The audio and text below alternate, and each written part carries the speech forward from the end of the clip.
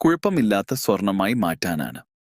തീ ചൂടാക്കും, തീ വേദനിപ്പിക്കും, പക്ഷേ തീ ഇല്ലാതെ സ്വർണം തിളക്കമില്ലാതാകും. നീ ഇപ്പോൾ കടന്നുപോകുന്ന ഈ ചൂട്, അതാണ് നിന്റെ ഭാവിയിലെ തിളക്കത്തിന്റെ കാരണം.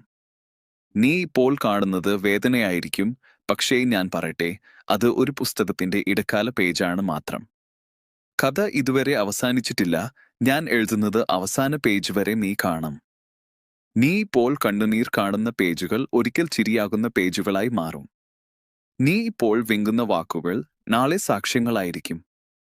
മകളെ, നീ എന്നെ വിശ്വസിച്ചുകൊണ്ട് എത്രയോ രാത്രികൾ ഉറങ്ങാതെ ഇരുന്നു. നീ പറയുന്നത് കേൾക്കുന്നു, പ്രഭുവേ, എനിക്ക് ബലം തരണമേ.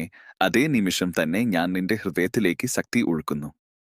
നീ അതറിയാതെയാണ് അത് അനുഭവിക്കുന്നത്.